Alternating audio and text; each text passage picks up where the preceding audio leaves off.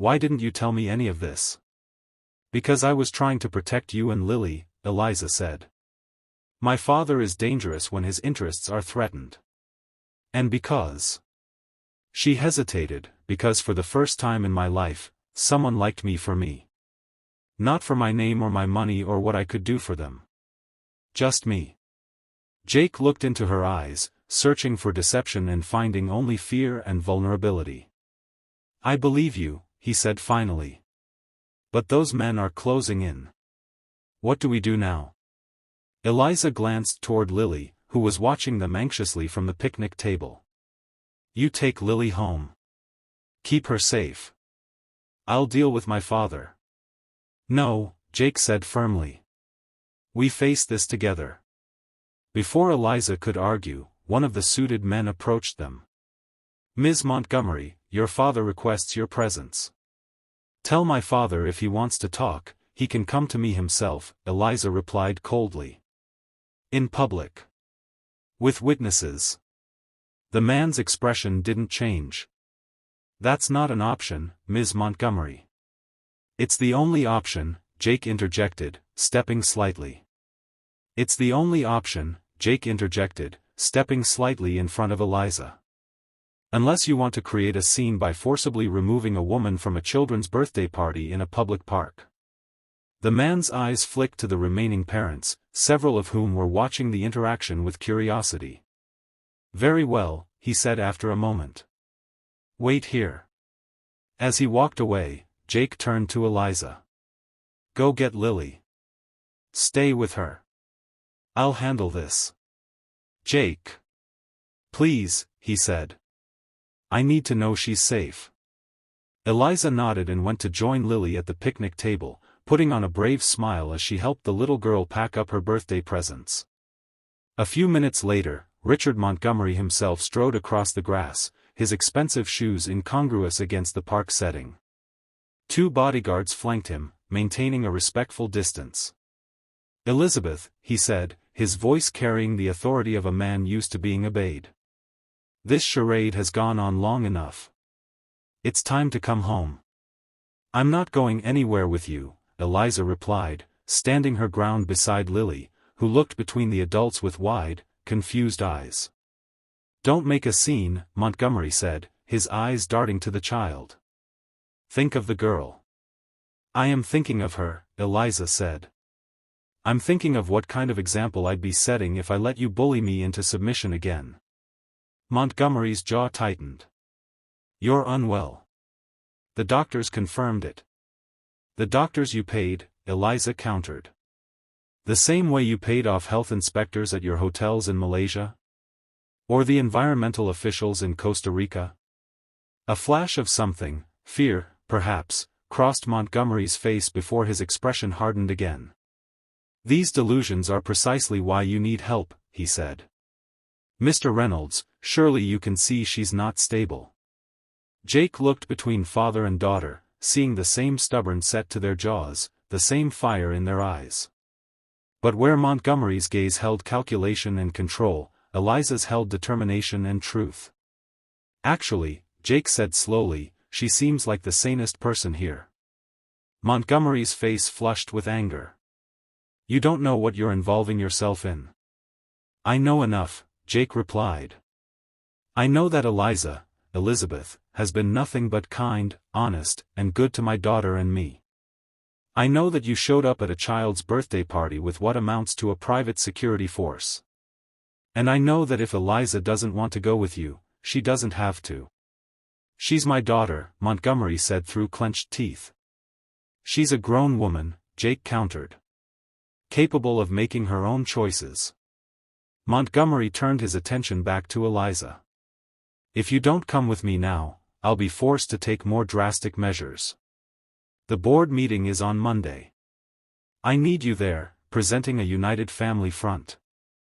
So that's what this is about, Eliza said, understanding dawning on her face. The shareholders are questioning your leadership after the labor scandal in Singapore. You need me there to show that the Montgomery family is still firmly in control. The company is your legacy too, Montgomery said. Don't throw it away over some misguided moral crusade. It stopped being about morals when you had me committed, Eliza said bitterly. Now it's about justice. Montgomery's expression turned calculating. What do you want? Name your price.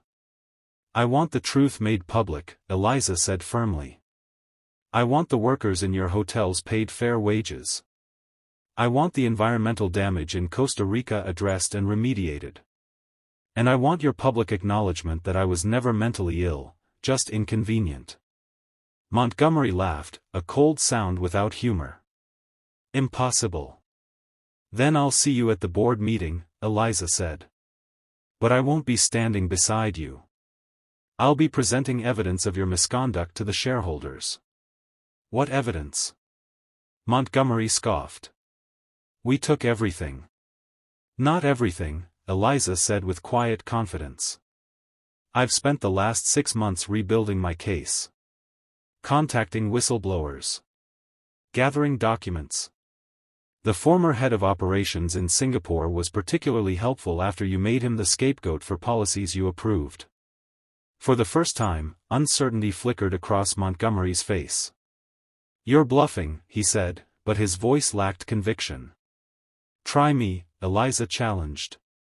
The standoff continued for several tense seconds before Montgomery adjusted his tie, a nervous gesture that betrayed his discomfort. We'll discuss this privately, he said finally.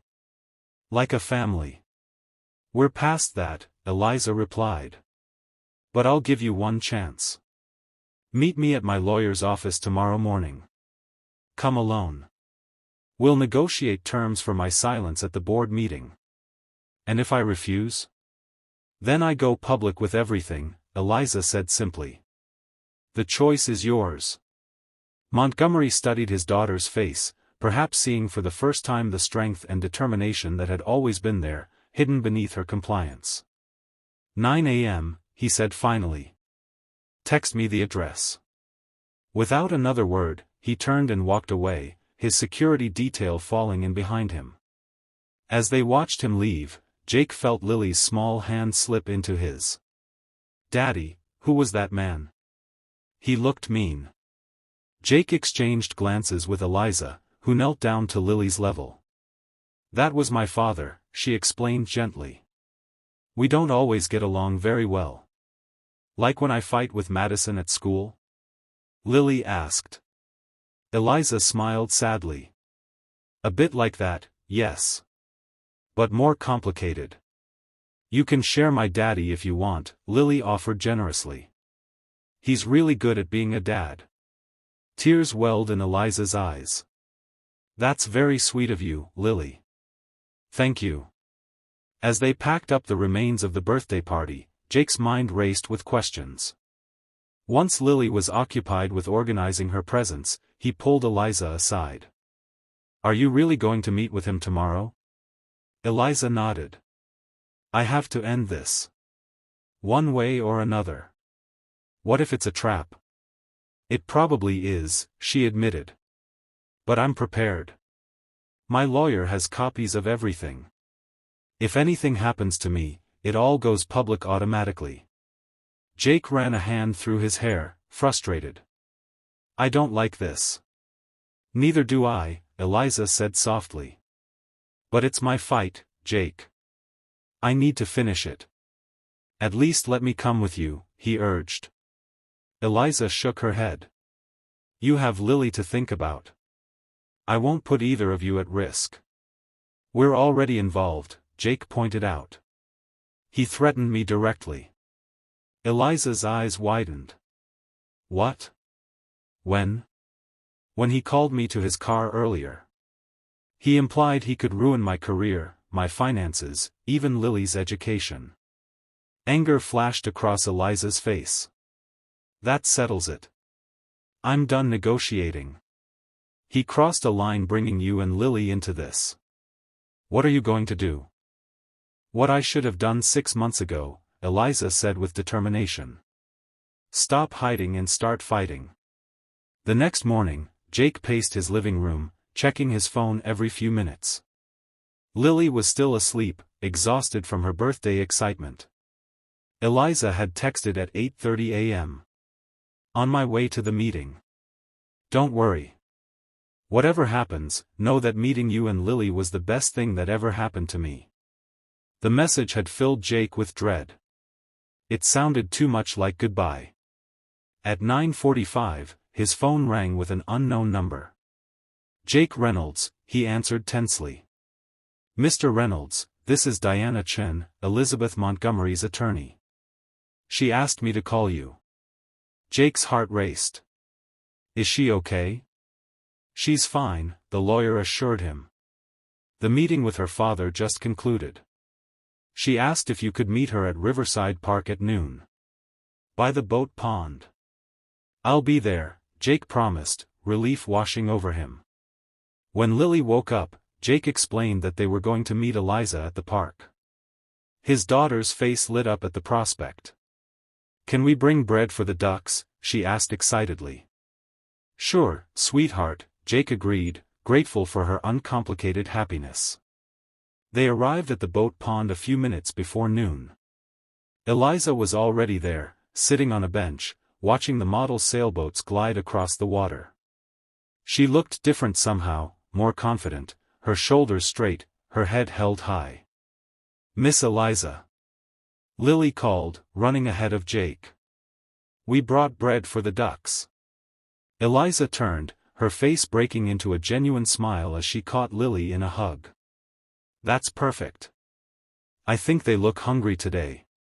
As Lily ran to the edge of the pond, carefully supervised by Jake, Eliza patted the bench beside her. How did it go? Jake asked, sitting down. Better than I expected, Eliza admitted. My father is many things, but stupid isn't one of them. When he realized I really did have evidence and was prepared to use it, he decided to negotiate. What were the terms? He steps down as CEO, citing health reasons. I take over as interim CEO until the board can vote on a permanent replacement. He publicly acknowledges the labor and environmental issues and commits company resources to addressing them.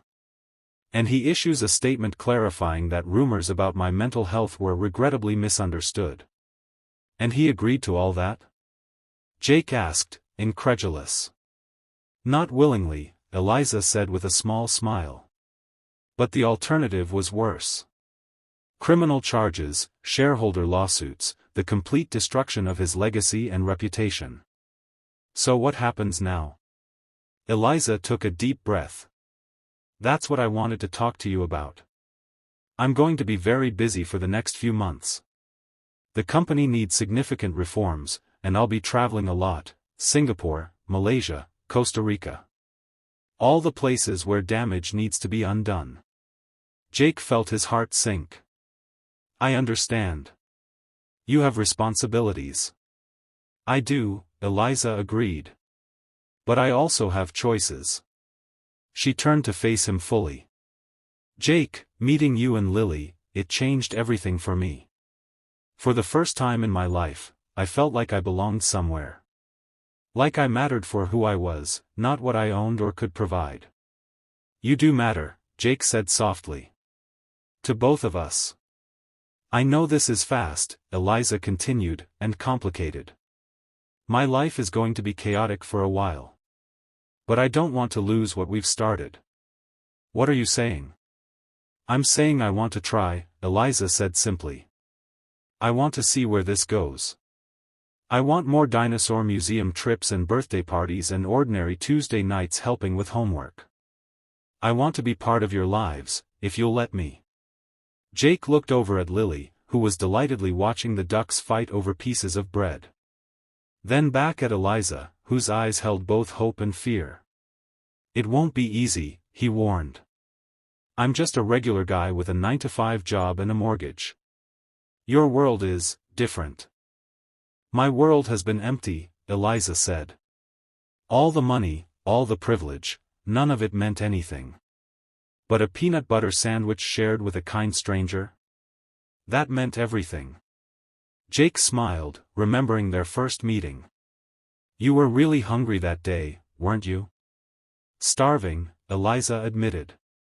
But not just for food. For connection. For something real. Jake reached out and took her hand. I can't promise it will work. But I think it's worth trying. That's all I'm asking for, Eliza said, squeezing his hand. A chance. Miss Eliza. Daddy. Lily called from the pond's edge. The ducks are following me. Come see. Hand in hand, they walked to join Lily, who was giggling as a parade of ducks waddled behind her, hoping for more bread. They think I'm their mom now, Lily explained seriously. That's a big responsibility, Eliza said, matching her tone. Are you ready for it? Lily considered this, then nodded solemnly. I think so. Daddy says we have to take care of those who need us. Your daddy is a very wise man, Eliza said, meeting Jake's eyes with a smile. As they stood there by the pond, the three of them feeding ducks together, Jake marveled at the strange path that had led them here. A chance meeting, a shared sandwich, and now this moment of possibility, a new beginning none of them had expected. Life rarely followed a predictable path. Jake had learned that the hard way when Emma died. But sometimes, the unexpected turns led to beautiful destinations. And sometimes, the simplest acts of kindness, like sharing a sandwich with a hungry stranger, could change everything. 3 years later, Jake stood in the doorway of Lily's bedroom, watching as Eliza helped his now 11-year-old daughter pack for her first science camp. Do you think I'll find any fossils? Lily asked, carefully placing her geology kit in her backpack. Montana is one of the best places in the world for dinosaur fossils, Eliza assured her. Just remember what I taught you about proper excavation techniques. Document everything, disturb as little as possible, and when in doubt, call an expert, Lily recited dutifully. That's my girl, Eliza said proudly. Jake smiled at the easy affection between them. In the 3 years since Eliza had come into their lives, so much had changed. She had indeed reformed Montgomery International, transforming it into a model of corporate responsibility. The company now funded environmental restoration projects and maintained industry-leading labor practices. Richard Montgomery had retreated to his estate in the Hamptons, a diminished figure who rarely appeared in public. His relationship with his daughter remained strained but civil, held together primarily by their shared concern for the company's legacy. As for Jake and Eliza, they had taken things slowly, building their relationship one day at a time. Eliza had purchased an apartment in their neighborhood, close enough for regular family dinners but maintaining her independence as they navigated their very different worlds. The press had been fascinated at first by the billionaire heiress and the ordinary marketing executive, but the story had eventually faded from the headlines as more sensational news took its place. Now, they lived in a comfortable middle ground between Jake's modest life and Eliza's extraordinary one. All packed. Lily announced, zipping her backpack with finality. Perfect timing, Jake said. Dinner's ready. As they sat around the kitchen table eating spaghetti, Lily's favorite pre-trip meal, Jake couldn't help but reflect on how full his life had become. The grief of losing Emma would always be part of him, but it no longer defined his days. Instead, there was this, laughter, love, and the family they had built together. I have something for both of you, Eliza said as they finished eating. She reached into her bag and pulled out 2 small boxes. A little pre-camp gift for Lily, and something for Jake too. Lily opened hers first, gasping with delight at the delicate silver necklace with a tiny fossil pendant. It's beautiful. Is it real? A genuine ammonite, about 65 million years old, Eliza confirmed. For good luck on your fossil hunt. Jake opened his box next, finding a simple silver key. What's this? He asked, puzzled. The key to my apartment, Eliza said, suddenly looking nervous. I thought maybe, when Lily gets back from camp, we could talk about making things more permanent. If you want to. Jake looked at the key in his hand, then at Eliza's hopeful expression, and finally at Lily, who was watching them both with barely contained excitement. Are you asking what I think you're asking? He said carefully. I'm asking if you're ready for the next step, Eliza clarified. Both of you. Say yes, Daddy. Lily urged, bouncing in her seat. Say yes. Jake laughed, reaching across the table to take Eliza's hand. I think we're ready. All of us. Eliza's smile was radiant. I was hoping you'd say that. Later that night, after Lily had gone to bed with strict instructions to get a good night's sleep before her big trip, Jake and Eliza sat on the balcony of his apartment, looking out at the city lights. Did you ever imagine this is where we'd end up? Jake asked, his arm around her shoulders. When you were sitting on that park bench, hungry and alone? Eliza leaned into him, her head resting against his chest. Never. I was just trying to survive another day. I had no idea that accepting half a sandwich from a kind stranger would change my entire life. It was a pretty good sandwich, Jake teased. The best I've ever had, Eliza said seriously. Not because of how it tasted, but because of what it represented. Kindness without expectation. Connection without agenda. Jake kissed the top of her head. Who would have thought that peanut butter and jelly could lead to all this? I think Emma would approve, Eliza said softly. Of us, I mean. Jake was silent for a moment, considering. Over the years, Eliza had been careful about mentioning Emma, respectful of her memory and place in their lives. But she was right. She would, he agreed. She always said life was too short not to grab happiness when you find it. They sat in comfortable silence for a while, watching the city below.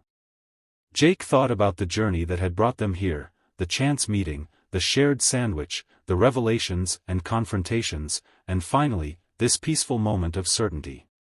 I have something for you too, he said finally, reaching into his pocket. I've been carrying it around for weeks, waiting for the right moment. He pulled out a small velvet box and opened it to reveal a simple but elegant diamond ring. It's not as extravagant as what you're probably used to. It's perfect, Eliza interrupted, her eyes shining with tears. Absolutely perfect. Elizabeth Sinclair Montgomery, Jake said formally, will you marry me? Will you be part of our family officially, even though we come with dinosaur obsessions and school science projects and peanut butter sandwich dinners when we're too tired to cook? Especially because of those things, Eliza said, her voice thick with emotion. Yes, Jake Reynolds. 1,000 times yes. As he slipped the ring onto her finger, Jake marveled at how life could change in an instant.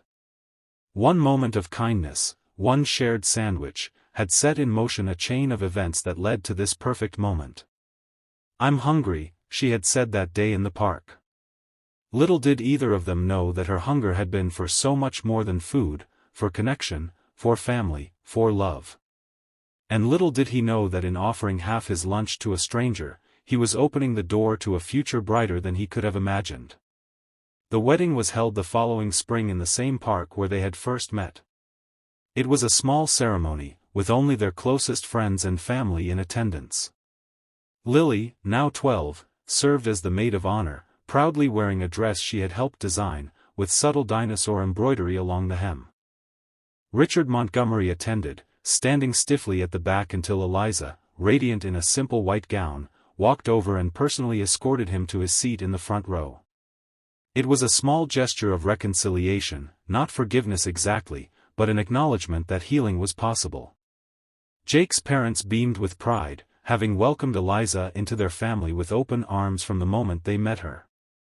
What had impressed them wasn't her wealth or status, but the way she listened intently to their stories, asked thoughtful questions about their lives, and most importantly, the way she loved their son and granddaughter. As Jake and Eliza exchanged vows under a canopy of spring blossoms, promising to cherish each other through whatever life might bring, Jake couldn't help but reflect on the extraordinary chain of events that had led them here. If he hadn't chosen that particular park bench on that rainy day. If he hadn't noticed her hunger.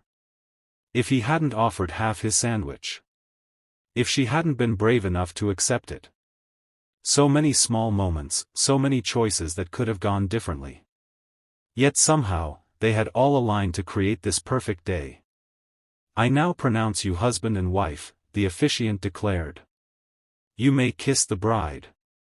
As their lips met, sealing their promises to each other, a cheer went up from the small gathering. Lily threw biodegradable confetti into the air, her face alight with joy. At the reception, held in a nearby restaurant that Eliza had quietly purchased the year before, a fact she had only recently revealed to Jake, the couple shared their first dance to "What a Wonderful World." Jake held Eliza close, still amazed that this extraordinary woman had chosen to share her life with him and Lily. "Happy?" he whispered in her ear as they swayed to the music. "Completely," she replied. "You? More than I ever thought possible." Later, as the celebration continued around them, Jake found himself standing with Richard Montgomery at the edge of the dance floor, watching as Eliza twirled Lily in circles, both of them laughing. "She's different with you," the older man said abruptly. "Happier. More herself." Jake nodded, unsure how to respond to this unexpected overture. "I didn't understand what she needed," Montgomery continued, his eyes fixed on his daughter. "I thought power, position, wealth, these were the gifts a father should provide. I never considered that freedom might be what she wanted most." "It's not too late," Jake said quietly. "To build something new with her." Montgomery's expression softened almost imperceptibly. "Perhaps not." He turned to Jake, extending his hand. "Take care of her, Reynolds. She deserves to be happy." "On that, we completely agree," Jake replied, shaking his father-in-law's hand. As the evening wound down, Jake found Eliza sitting with Lily at a table covered in cake crumbs and empty champagne flutes. His daughter was showing her new stepmother the latest fossil she had identified at science camp, and Eliza was listening with genuine interest, asking questions that made Lily's face light up with enthusiasm. "Ready to go, Mrs. Reynolds?" Jake asked, offering his hand. Eliza looked up with a smile that still took his breath away. "Absolutely, Mr. Reynolds." They had decided that Eliza would take Jake's surname in private life, while maintaining her Montgomery identity for business purposes. It was a balance they had struck in many areas of their lives, honoring her heritage and responsibilities while creating something new together. As they prepared to leave, Lily suddenly exclaimed, "Wait! We forgot something important." She ran to the gift table and returned with a small, carefully wrapped package. "Open it now," she insisted. "It's from both of us." Eliza unwrapped the gift to find a beautiful silver picture frame. Inside was a photograph Jake had never seen before. Lily must have taken it secretly. It showed Jake and Eliza sitting on a park bench, sharing a sandwich, both laughing at something. Engraved along the bottom of the frame were the words, "I'm hungry," she said. And everything changed. Tears filled Eliza's eyes as she hugged Lily tightly. "This is the most perfect gift I've ever received." "Dad helped with the words," Lily admitted. "But the picture was my idea." "It's beautiful," Eliza said, looking at Jake over Lily's head, her eyes communicating everything words couldn't express. Later that night, after they had said goodbye to their guests and tucked an exhausted Lily into bed in their new home, a comfortable brownstone that represented a compromise between Jake's modest lifestyle and Eliza's wealth, they stood together on the rooftop terrace, looking out at the city lights. "So," Jake said, his arms around his wife's waist, "what does a billionaire's daughter do after marrying a regular guy with a peanut butter sandwich?" Eliza laughed, leaning back against his chest. "She lives happily ever after, of course. Isn't that how these stories are supposed to end?" "I think this is just the beginning," Jake said, turning her to face him. "The best part of the story is still to come." "I like the sound of that," Eliza said, rising on tiptoes to kiss him. Above them, stars appeared one by one in the darkening sky, witnesses to a love story that had begun with the simplest of gestures, a shared sandwich between strangers on a park bench. A reminder that sometimes, the greatest journeys begin with the smallest steps, and that kindness, freely given, can return to us in ways we never imagined possible. In the years that followed, whenever Jake and Eliza were asked how they met, they would exchange a smile before one of them would begin. Well, she said she was hungry. And that was enough. Because they knew that sometimes, the most extraordinary love stories begin with the most ordinary moments. That sometimes, a simple sandwich shared between strangers can change everything. That sometimes, hunger isn't just for food, but for connection, for understanding, for love. And sometimes, if we're brave enough to reach out, to share what we have with others, we might just find exactly what we've been hungry for all along. The end. If you enjoyed this heartwarming story about how a simple act of kindness can change lives forever, please hit that like button and subscribe to our channel for more stories that remind us of the power of human connection. Share in the comments if you've ever experienced how a small gesture made a big difference in your life.